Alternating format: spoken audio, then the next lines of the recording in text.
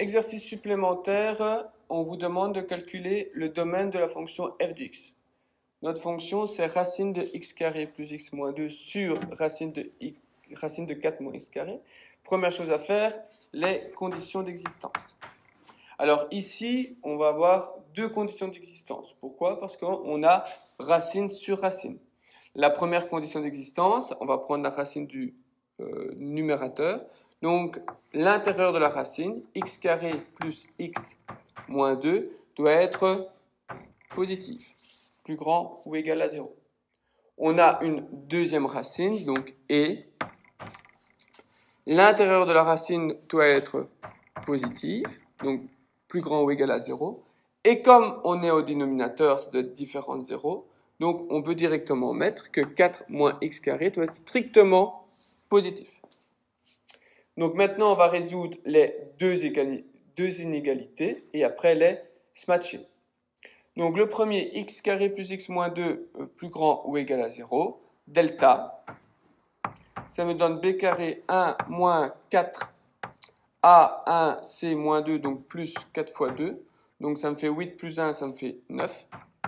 Delta positif, c'est-à-dire que j'ai deux solutions, x1, x2. Moins b, moins 1, plus ou moins racine de 9, 3, sur 2a, donc 2. Donc j'ai en plus moins 1 plus 3, 2, 2 sur 2, 1. Et avec le moins, moins 1, moins 3, moins 4 sur 2, moins 2. Donc, comme c'est une inégalité, je vais faire un tableau de signes de cette inéquation, de ma première inéquation.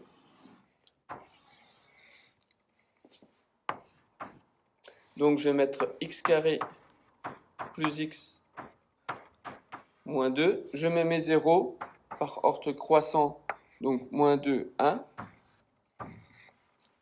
Alors, le signe du second degré, c'est le signe de A partout, sauf entre les zéros. Donc ici, comme le signe de A, c'est positif, ça va être plus à l'extérieur de 0 et moins entre les zéros. Moi, ce que je veux, c'est que ce soit plus grand ou égal à 0. Donc, pour ma première inéquation, je vais prendre le plus et les zéros.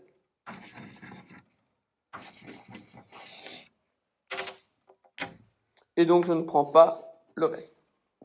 Ça, c'est ma première inéquation. Maintenant, je vais résoudre ma deuxième inéquation et après, je vais matcher les deux conditions. Donc, ici, 4 moins x carré strictement positif.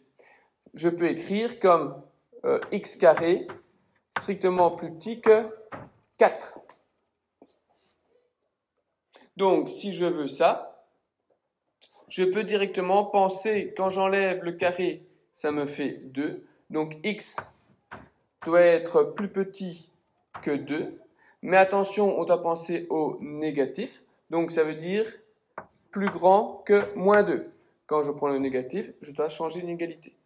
Donc, si vous ne voyez pas ça directement, vous pouvez faire aussi un tableau de signes avec un delta et les zéros.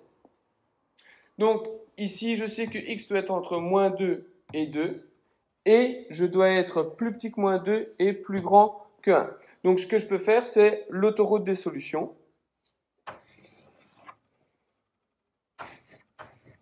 Hop, je gradue, donc j'ai moins 2, j'ai 1 et j'ai 2. Donc, la première solution, celle-ci que je vais appeler 1. L'inéquation de mon numérateur, ça me dit quoi? Ça me dit que je dois être, hop,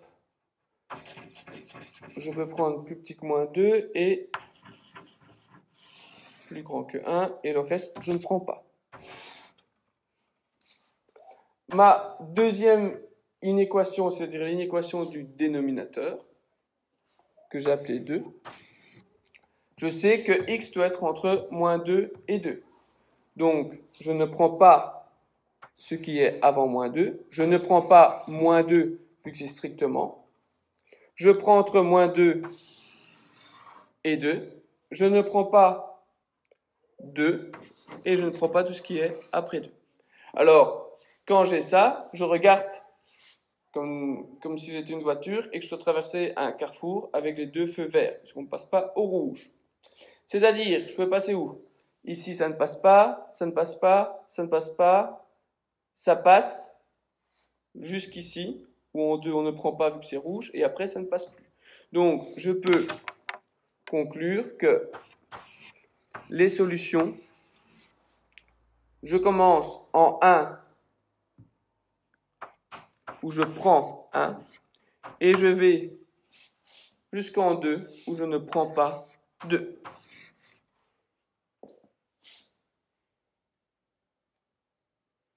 Donc, le domaine, c'est pas les solutions ici, parce que je regardais le domaine de la fonction. Donc, je ne dois pas écrire sol, mais dom f.